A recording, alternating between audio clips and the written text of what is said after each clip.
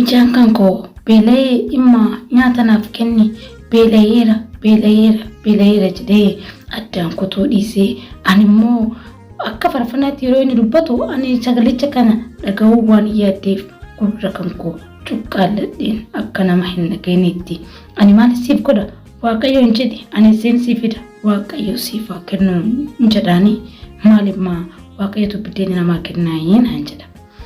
Mana kiraatis abbichi mana kiraa dhufee har'uma keessaa bahee naan jedhe ani nama da'uudhaaf cineessuun itti jirudha.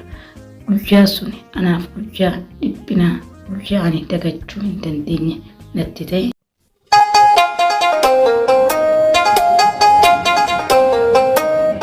Araarrii jaalalli Waaqayyoo isiniif haa baay'atu. Ashama harka foonii akkam jirtu kabajamtootaaf jaalatamtootaa hordoftoota hedduu sha'u nageenya Waaqayyoo isiniif haa ta'u isiniin jecha hundi keessanuu nagaa fayyaa keessan isiniin jira. Egaa inni nu gargaaru Waaqayyo galata ulfina guddaa yaa argatu jecha. Egaa guyyaa har'aas viidiyoo haaraa tokko qabadhee dhiyaadheetiin jira. Ifama guddaa namoonni sagaleen kimmaan ta'inaan jettan immoo qofaatu na qabee gidduu kana. Nagadhiisaa hin jiru egaa Waaqayyo immoo beekadha. Hayyee sagantaan guyyaa irraa immoo qabadhee isiniif dhiyaadhee viidiyoon kun seenaa namoota haqa har'aatti muuxannoo isaan keessa darban irraa haga har'aatti maal hojjetanii maal keessa darban kan jiru qabannee isiniif dhiyaanna. Seenaa namoota kanarraa immoo waa guddaa tokko akka barattan abdii guddaan qaba. Namoonni yuutuuba kanaaf haaraa taatan sabiskiraayib gochuudhaan akkasuma immoo kan maatii gootaatan yeroo kam nu hordoftaniif galatoomaa isiniin jecha. Gatu bersakantaa keenyatti nu waliin ta'a jechuun affeerraa keenya.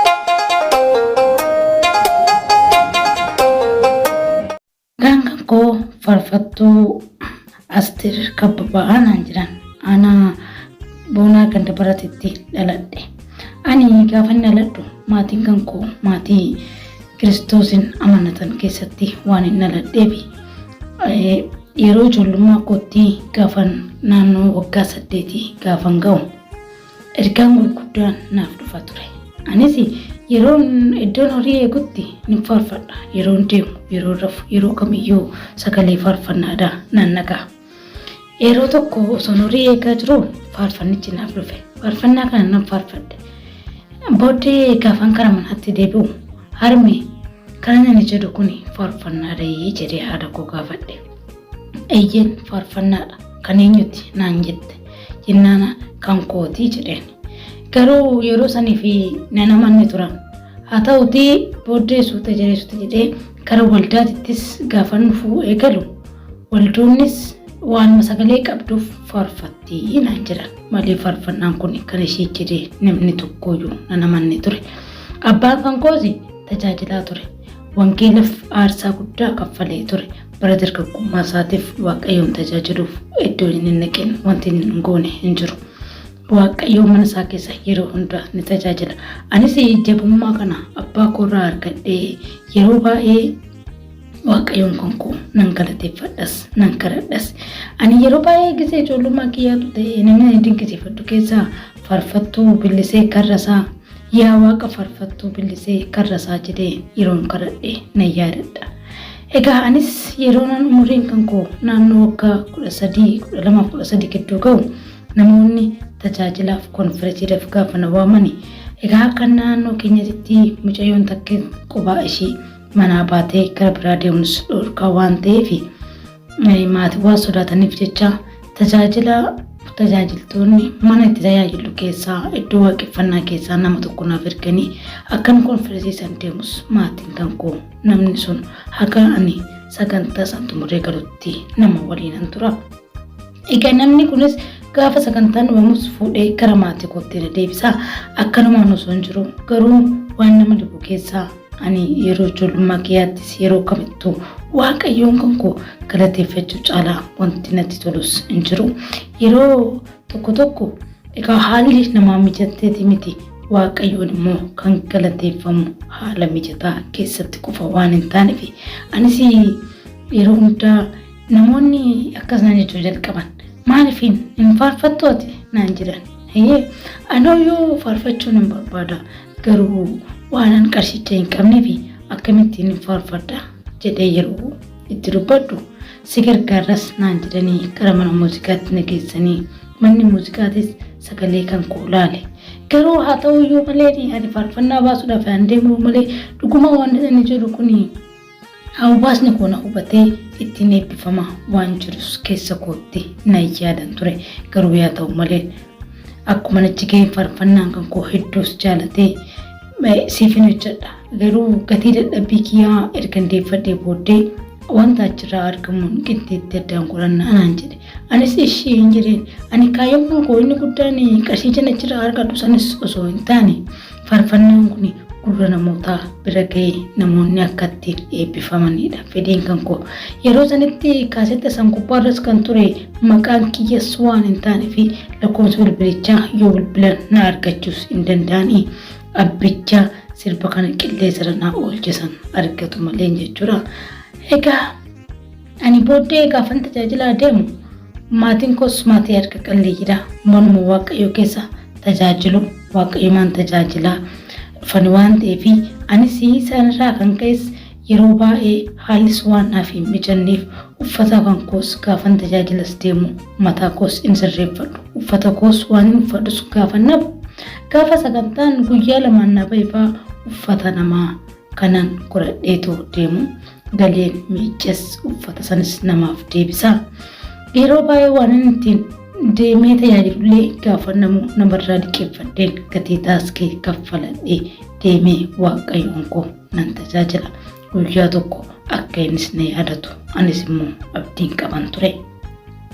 Egaa haaluma kanaan gaafa kaasetta lammaffaa baasu kootu aniyyuu siifin hojjedha kan duraanitti irratti haalni ati argatte waan nama gammachiisu miti naan jedhee anis nama guyyoofamee kara mana muuziqaa biraatitti gaafan darbu inni immoo wanta jiru hundaa sagalee kan koo erga harkaa fuudhee booddee kaayyoon inni of duubaa qabu faarfannaa kootiif osoo hin taane inni na wajjin hariiroo biraa uumuu waan barbaadeef akka haadha manaasaa ta'uufis na gaafate anis na rifadhe hedduu tokko rifadhe maalati daa'imni kun hoo kan eenyuti gaafan jedhuuni kan fira kiyyaatti kan obboleessa kootitti naan jedhee haadha manaa keessaa akka waan hojjettu isaa taate jetti natti hime anis manatti galee torbee lamaaf dhukkubsadheen ciiseen ture garuu booddee naa bilbilee kootu kasiin jedhe haa ta'u dhimmichuma faarfannaa keetii raawwadhus naan jedhe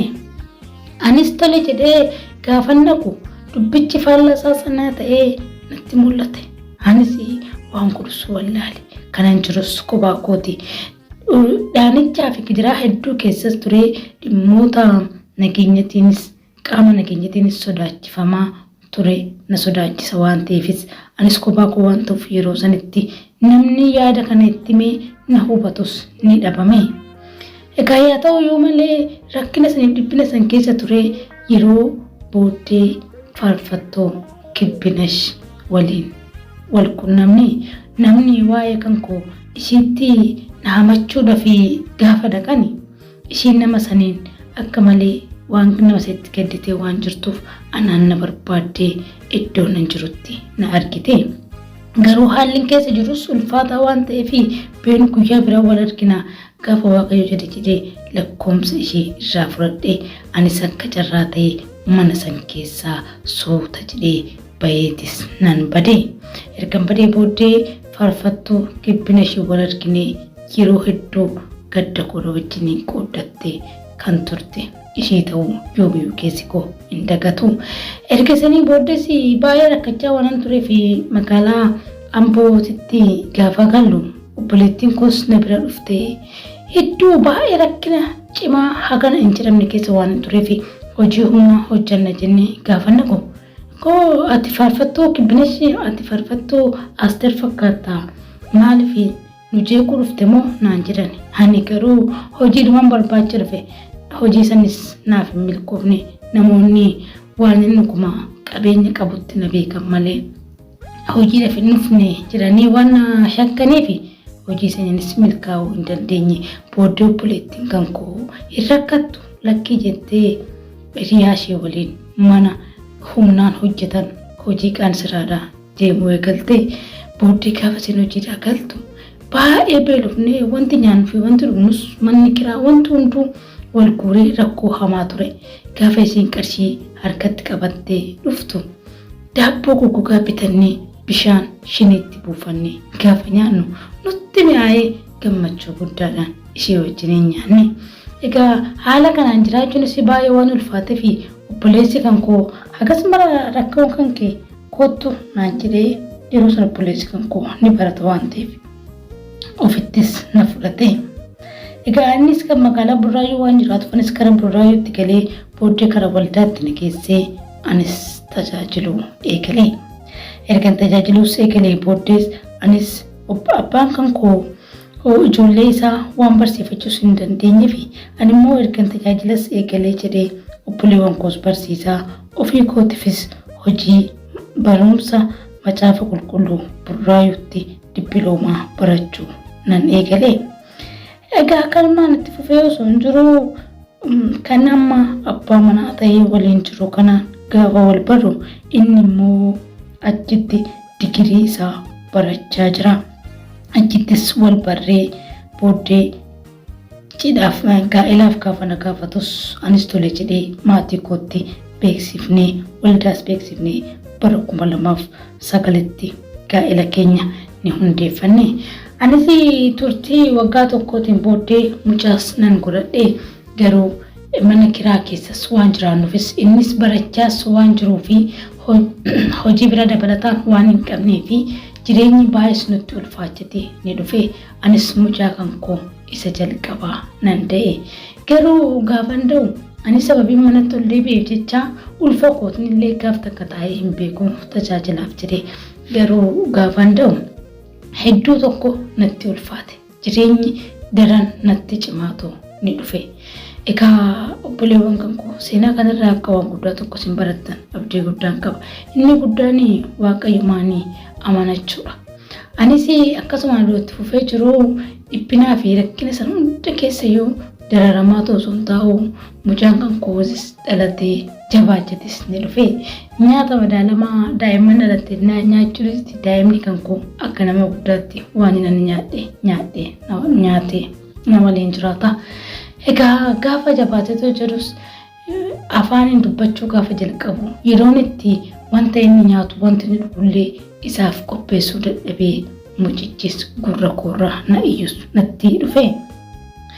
Imma waan nyaadhu naaf kenni beelayeera yeroo jedhu akka faarfannaatti irra deddeebisee yeroo baay'ee beelayeera yoo naan jedhu waan godhu wallaaleen gurra kan koo cuqqaaladhaan ture. Ani maal siif godha waaqayyoodhaan jedhi inni siif haa kennu hin jedhaan. Maali imma waaqayyotu namaaf kenna naan jedha. Eeyyeen waaqayyotu namaaf kenna isaan jedhee hin jedhaan. Gaafa dubartiin yee jettee mana kan koo dhuftu waan nyaata wayii qabdee fiddee jedheen dafee nama san gadi ilaalaa. Egaa anis rakkoo kan koo kana namootatti hoonan himadhe namoonni hedduun na amanan. Anis rakkoo kan koo kana baasee namaan hin mari'adhu. Sababiin isaayyuu waan na fayyadu osoo hin taane ittiin caba waan ta'eef namni rakkatu namni rakkoo kan qabu akka kan kee kana jiraayi naan jedhu nama ajaa'iba. Garuu keessa namaa kan argu Rabbiin tokkicha. Gaafani amma erga mucaan kunis naaf jabaatee yeroo baay'ee na rakkisa. Imma mana barumsaa nan galchitu gaafa inni naan jedhu fulbaannis haa dhufu. Gaafa fulbaanni dhufen si galchaan jedhaan yoom dhufa jedhee fulbaana sanis hawwiidhaan eeggataate ture. Garuu ani wanti mana barumsaa ittiin isa galchu tokkolleen hin turre. Egaa haaluma kanaan osoo jiru guyyaa tokko gara guyyaa tokkootti abbaa warraa koos barumsan xumuree ni eebbisiifame. Gaafa inni eebbisiifame galu garuu ani gammachuu isaa mana keessa bunni illee wanti ittiin danfifannu tokkolleen hin jiru. Ammas gaafa mucaa lammataa ulfatee isas hin ta'uudhaaf jedhu namoonni mana kiraa san keessa jiru mana kirichaa gadhiisnee akka baanuuf nu gaafatanii garuu yeroo jalqaba nutti himanii ji'oota muraasa waan nu kennaniif ani harruman baateetti qophaa'ee waan hin jirreef abbichi mana san bitate immoo gannaa dhiisaa ammoo manitti galaa nuun jedhe. Anis harratti bahee karaan deemus waan hin qabneef karaan deemus waan hin beekneef har'a bahee eessan naqas kanan jirus nan dide.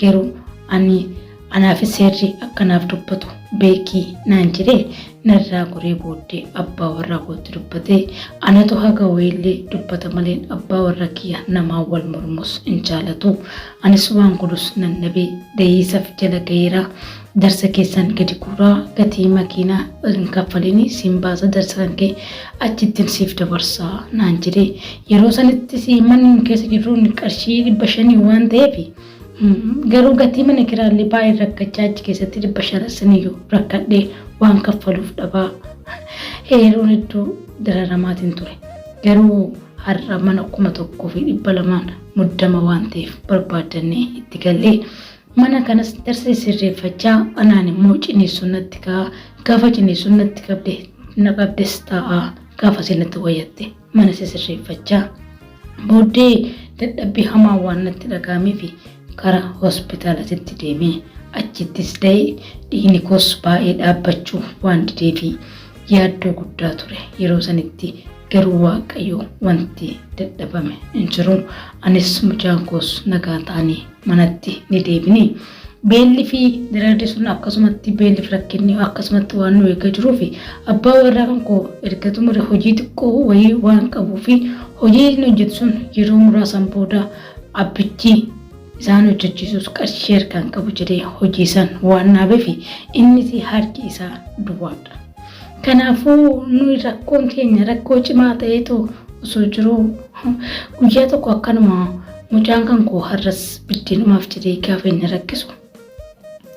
Dararri sun anis ta'ee waan ofii keenyaa dhiyoo dhabee yeroo itti beelofnedha.